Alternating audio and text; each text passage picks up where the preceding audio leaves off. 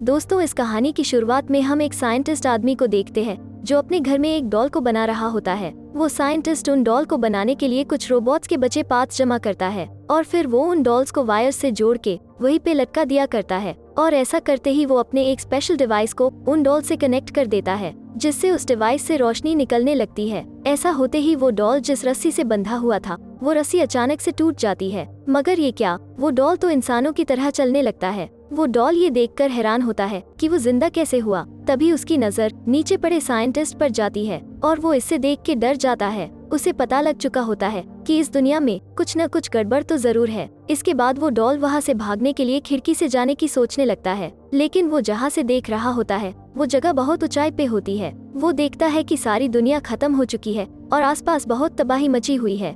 इसीलिए वो घर के बाहर आता है और तभी उसे अपने जैसा ही एक डॉल दिखाई देता है, जिसका डॉल नंबर 2 था। और जिस डॉल को हम लोग कहानी के पहले से देख रहे थे वो डॉल नंबर 9 होता है। अब नंबर 2 उससे बात करने का ट्राई करता है, पर नंबर 9 कुछ बोल नहीं पाता है और वो इशारे से ये बताता है। इसीलिए नंबर 2 उसे आकर ठीक से चेक करता है। तब उसे पता चलता है कि 9 के अंदर वॉइस वाला डिवाइस गायब है। इसीलिए वो उसे अपने साथ ले जाके उस डिवाइस को कचरे से निकाल के लाता है और उसे 9 के अंदर फिट कर देता है, जिससे नंबर 9 बोलने लगता है। तभी वहाँ उन दोनों को किसी की आवाज सुनाई देती है। आवाज से डर के नंबर 2 नंबर 9 को छुपने को कहता है। तभी अचानक वहाँ एक बड़ा सा रोबोटिक डॉग आता है और वो नंबर 2 को मारने लग जाता है।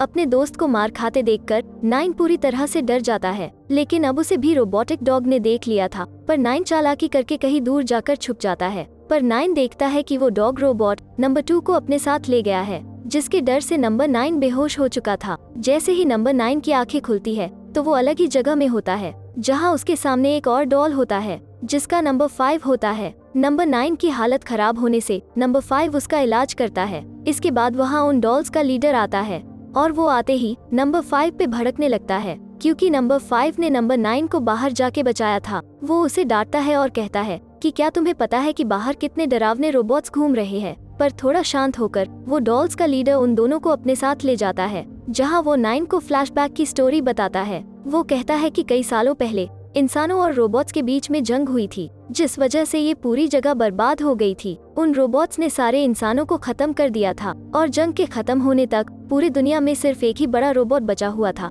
जो कि वो बड़ा सा 8 पैरों वाला रोबोट है। वो लीडर आगे नंबर 9 को एक चार्ट दिखाता है, जिसके ऊपर कुछ नंबर्स लिखे होते हैं और उन पर क्रॉस का निशान भी बना होता है। दरअसल इस चार्ट में जो नंबर्स दिखाई दे रहे थे वो कोई साधारण नंबर्स नहीं थे, बल्कि डॉल्स के नाम थे।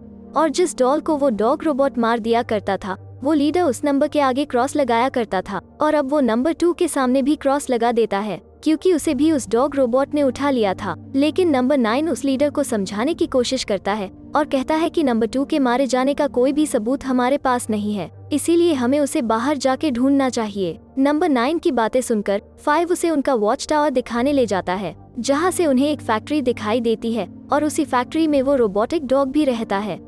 अब दोनों मिलकर हिम्मत जुटाते हैं और दोनों नंबर 2 को बचाने का प्लान बनाते हैं, और वो दोनों एक लैंप लेकर उस रोबोटिक डॉग के फैक्ट्री में आते हैं, जहां उन्हें नंबर 2 पिंजरे में कैद दिखाई देता है, क्योंकि अभी तक उस रोबोटिक डॉग ने उसे मारा नहीं था और इसी वजह से वो नंबर 2 से बात करने लग जाते हैं। अचानक वहाँ वो रोबोटिक डॉग पीछे से आ जाता है और उन दोनों पर अटैक करने लग जाता है, जिस अटैक में नंबर 2 पिंजरे से बाहर निकलता है। पर अब उन तीनों डॉल्स को वो रोबोट एक कोने में पकड़ लेता है और उन्हें मारने वाला होता है। पर तभी वहाँ नंबर 7 की एंट्री होती है, जो आते ही एक ही झटके में उस रोबोटिक डॉग को मार गिराती है। 7 को देखकर नंबर 9 और 2 दोनों बहुत खुश होते हैं। यहाँ उनकी बातें चल रही होती है और यहाँ नंबर 9 को एक गैजेट दिखाई देता है। जब वो उसे उठा के देखता है तो उसे लगता है कि गैजेट को आगे रखे प्लग में लगाना है, और वो ऐसा ही करता है। नंबर 9 उस डिवाइस को मशीन में लगाते ही नंबर 2 उसे रोकने की कोशिश करता है, पर बहुत देर हो चुकी होती है, क्योंकि वो मशीन एक्टिवेट हो गई थी और वो मशीन नंबर 2 के सोल को अपने अंदर खींचने लग जाती है। देखते ही देखते नंबर 2 मर जाता है, पर नंबर 9 अपने दोस्त को ऐसा देख के बहुत दुखी होता है।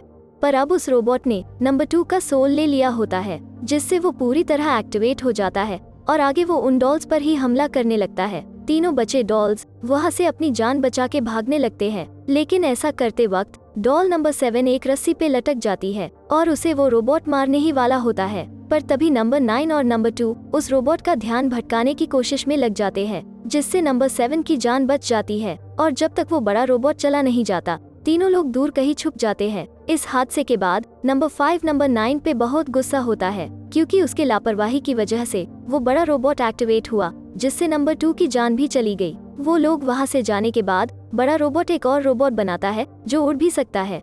आगे हम तीनों डॉल्स को इंसानों की एक लाइब्रेरी में देखते हैं। तभी वहाँ पर 2 ट्विन डॉल्स आते हैं, पर वो असल में जुगाड़ू डॉल्स होते हैं। वो ट्विन्स तीनों डॉल्स को एक बड़ी किताब से उस रोबोट मशीन के बारे में जानकारी देते हैं, जिससे उन्हें पता चलता है कि इंसानों ने ऐसे बड़े बड़े रोबोट्स अपने फायदे के लिए बनाए थे, लेकिन वो रोबोट्स ज्यादा ही होशियार निकलने लगे और उल्टा इंसानों के ऊपर ही अटैक करने लगे। इसीलिए इंसानों और उन रोबोट्स में जंग छिड़ गई। ये सब देखकर नंबर 9 तो पूरी तरह से शॉक हो जाता है। तभी 9 को ये देखकर कुछ याद आता है और वो तुरंत उसकी ड्राइंग बनाता है। ड्राइंग को देखकर नंबर 5 उसे कहता है कि ऐसी ड्राइंग तो हमारा एक दोस्त भी बनाया करता था। उन्हें ये पता चल गया था कि उस ड्राइंग से आगे जाने का रास्ता मिलने वाला है। फिलहाल के लिए वो लोग वहीं पे फंस गए थे और वापस उनके लीडर के पास भी जा नहीं सकते थे, क्योंकि लीडर किसी भी डॉल को बाहर जाने की इजाजत नहीं देता था। पर नंबर 9 सबको कहता है कि अगर हमें इस ड्राइंग का मतलब जानना है तो हमें लीडर के पास जाना ही होगा, जिससे हमें उस ड्राइंग का और रोबोट्स का कनेक्शन पता चल पाएगा। सारे लोग लीडर से मिलने वापस आते हैं, पर आते ही उन्हें लीडर का बॉडीगार्ड पकड़ लेता है और उन्हें लीडर के सामने ले जाता है। लीडर उनकी ऐसी हरकत से बहुत गुस्सा होता है और वो सारी बातों का दोष नंबर 9 के ऊपर डाल देता है। वो कहता है कि जब से नंबर 9 यहाँ आया है तब से सारे डॉल्स पर मुसीबत आने लगी है। तभी पीछे से डॉल नंबर 6 एक ड्राइंग लेके आता है। वो वही ड्राइंग होती है जो नंबर 9 ने बनाई थी, पर ड्राइंग देखते ही वो बॉडीगार्ड 9 से उस ड्राइंग को ले लेता है और उन दोनों को नीचे फेंक देता है। पर अचानक वहाँ उस बड़े रोबोट का फ्लाइंग रोबो आता है, जिससे वो बॉडीगार्ड लड़ने लगता है, पर वो रोबो उस बॉडीगार्ड को आसानी से पटक देता है और उस पर भारी पड़ता है। इसीलिए लीडर के साथ बाकी लोग भी वहाँ से जान बचाकर भागने लगते हैं, पर वो फ्लाइंग रोबो उन सबका पीछा करता है। आगे वो डॉल्स किसी तरह से एक दूसरे की मदद करके उस फ्लाइंग रोबो को मार गिराते हैं। उस रोबो की वजह से उन डॉल्स का घर बर्बाद हो गया था और उनके पूरे घर में आग लग चुकी थी। ऐसा नज़ारा देखकर सारे डॉल्स बहुत दुखी होते हैं, क्योंकि उनके पास रहने के लिए सिर्फ एक ही जगह थी और वो भी चली गई थी। यहाँ फैक्ट्री में वो बड़ा रोबोट उसके फ्लाइंग रोबो की हालत देखकर गुस्सा होता है। अब सारे डॉल्स उन ट्विन डॉल्स के लाइब्रेरी में आते हैं, क्योंकि उनके पास छुपने की सिर्फ वही एक जगह बची होती है। वहाँ डॉल 9 और 5 मिलकर डॉल नंबर 6 से उस ड्राइंग के बारे में पूछने लगते हैं, जिनकी बातें उनका लीडर सुन लेता है और वो 9 को वार्निंग देता है कि अगर तुम्हें तुम्हारी जान प्यारी होगी तो हमारी तरह छुप कर रहो, क्योंकि इसी में तुम्हारी भलाई है। इसी के बाद लीडर उन सबको डॉल नंबर 2 की कहानी बता के उनको डराने की कोशिश करता है। वो कहता है कि नंबर 2 भी तुम्हारी तरह ही बेकार की बातें किया करता था और अब उसका अंजाम तुम्हारे सामने है।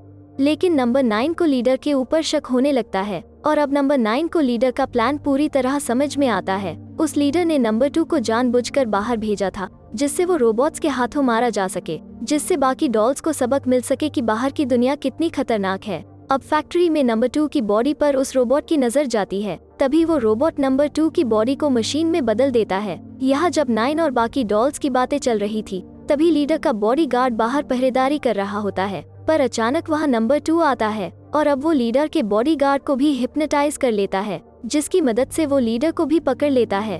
अब नंबर 9 लीडर को छुड़ाने की कोशिश करता है और तभी नंबर 7 उस स्नेक रोबोट का मुकाबला करने लगती है, पर वो स्नेक रोबोट नंबर 7 को पकड़ लेता है और अपने साथ उस बड़े रोबोट के फैक्ट्री में उठा के ले जाता है।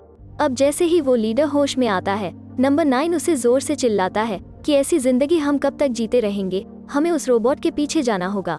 9 की बातें सुनकर सारे डॉल्स मोटिवेट हो जाते हैं। पास ही में नंबर 2 की बॉडी पड़ी थी, जो कि वो स्नेक रोबोट अपने साथ ले आया था। वो डॉल्स नंबर 2 की बॉडी को आखिरी अलविदा कहते हैं और इसके बाद वो लोग बड़े रोबोट की फैक्ट्री के पास में आते हैं। फैक्ट्री के बाहर नंबर 9 नंबर 7 को कहता है कि मैं अंदर जाकर नंबर 7 को बचाने वाला हूँ और अगर थोड़े देर बाद मैं बाहर ना आऊँ तो तुम इस फैक्ट्री को उड़ा देना। ये कहकर वो फैक्ट्री के अंदर चला जाता है और उसी वक्त नंबर 5 फैक्ट्री को उड़ाने के लिए लगने वाला सामान इकट्ठा करने लगता है। यहाँ नंबर 9 छुप के उन रोबोट्स के पास जाता है। तभी वो देखता है कि बड़े रोबोट ने लीडर के बॉडीगार्ड को पकड़ लिया है और उसके सोल यानी आत्मा को अपने अंदर ट्रांसफर कर लिया है। ये देखकर उसे थोड़ा डर लगता है, क्योंकि आगे वो नंबर 7 के सोल को अपने अंदर ट्रांसफर करने वाला था। इसीलिए नंबर 9 उस रोबोट को फंसाने के लिए एक जाल बिछाता है। देखते ही देखते नंबर 9 का प्लान काम कर जाता है और वो स्नेक रोबोट उस फंदे में अटक के मर जाता है। जिससे वो नंबर 7 की जान बचा लेता है।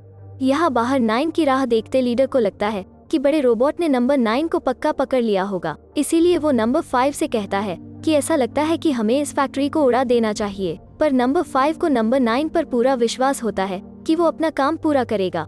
तभी अचानक से वहाँ से एक उड़ने वाला रोबोट गुजरता है, जो कि एक पहरेदार रोबोट था और जिसने उन डॉल्स को देख लिया था, जिससे उस बड़े रोबोट को उन सारे डॉल्स की हरकतों का पता चल चुका होता है। इसीलिए वो बड़ा रोबोट अपने हजारों स्पाइडर रोबोट्स को बचे हुए डॉल्स को खत्म करने भेज देता है। अब 7 और 9 दोनों फैक्ट्री के बाहर भाग रहे होते हैं और तभी यहाँ नंबर 5 माचिस के तीली से पास के तेल के ड्रम को जला देता है, जिससे वो जलता ड्रम उन रोबोट्स के फैक्ट्री के अंदर चला जाता है और फैक्ट्री देखते ही देखते ब्लास्ट हो जाती है। सारे डॉल्स उस बड़े रोबोट और फैक्ट्री को जलते हुए देख के बहुत खुश होते हैं। अब सारे लोग गाना बजा के नाचने लगते हैं, पर जब नंबर 5 थोड़ा नीचे देखता है तो उसे धुएं में से वही बड़ा रोबोट आते हुए दिखाई देता है और वो आके नंबर 5 को पकड़ लेता है। अब उस मशीन की पावर कम होने से उसे नए सोल की जरूरत होती है और वो नंबर 5 का सोल बाकी डॉल्स के सामने ले लेता है। अब लीडर उन्हें एक ब्रिज की तरफ भागने को कहता है, पर तभी वो ब्रिज टूट जाता है, जिस वजह से वो बड़ा रोबोट उसमें फंस जाता है। पर गिरने से पहले उसने नंबर 6 को पकड़ लिया होता है। नंबर 6 नंबर 9 को कहता है कि पावर सोर्स ही इस रोबोट को बंद कर सकती है। ये कहते ही वो रोबोट 6 की आत्मा को खींच लेता है। अब 9 को एक क्लू लग गया होता है और वो वापस उसी साइंटिस्ट के घर में आता है जिसने उसे बनाया था। वहाँ वो देखता है कि एक बॉक्स पे उसका नाम लिखा है। जैसे ही 9 उस बॉक्स को खोलता है तो उसमें से एक प्रोजेक्टर चालू मिलता है। प्रोजेक्टर में उसी साइंटिस्ट का वीडियो चल रहा होता है। वो साइंटिस्ट बताता है कि उसने इंसानों की भलाई के लिए एक मशीन का इन्वेंशन किया था, पर वो मशीन पूरी तरह से बनी नहीं थी और उसे उस मशीन से दूर कर दिया गया था। पर उसे पता था कि उस मशीन का कोई गलत इस्तेमाल कर सकता है। इसीलिए उस साइंटिस्ट ने अपने ही सोल के 9 अलग अलग हिस्से किए, जिससे आगे की दुनिया में वो साइंटिस्ट जी सके। इसीलिए नंबर 9 को सोल देने के तुरंत ही बाद उस साइंटिस्ट की मौत हो चुकी थी। वो 9 को पावर सोर्स के बारे में भी बताता है, जिसकी मदद से उस बड़े रोबोट को हराया जा सकता है। 9 ये जानकारी लेकर वापस लीडर से मिलने जाता है, पर लीडर और बाकी डॉल्स को उसके बातों पर बिल्कुल यकीन नहीं होता। इसीलिए नंबर 9 उस बड़े से मशीन से लड़ने अकेले जाता है। जब वो मशीन 9 पर हमला करने वाली थी, उसी वक्त पीछे से लीडर 9 को ढकेल देता है और 9 के बजाय खुद को सैक्रिफाइस करता है। इसके तुरंत ही बाद वो पावर सोर्स डिवाइस को उठाता है और मशीन की तरफ दिखाता है, जिससे एक बड़ा सा पावर बीम उस रोबोट के आंखों में जा लगती है, जिसकी वजह से उस रोबोट ने खींचे हुए डॉल्स के सोल उस डिवाइस में आ जाते हैं। रोबोट के अंदर से सोल बाहर निकलने से वो रोबोट हमेशा के लिए खत्म हो जाता है। पर अभी एक और काम बचा होता है। 9 फिर सारे मरे हुए डॉल्स के बॉडी को दफना देता है और उस पावर सोर्स को एक्टिवेट करता है, जिससे एक एक करके मरे हुए डॉल्स की आत्मा बाहर आने लगती है और धीरे धीरे सारे डॉल्स आसमान की तरफ जाने लगते हैं, जिससे सारे लोग बहुत इमोशनल हो जाते हैं। और यहाँ 9 इस कहानी का एंड होता है। दोस्तों, अगर आपको हमारा वीडियो पसंद आया हो तो चैनल को लाइक और सब्सक्राइब करना बिल्कुल ना भूले।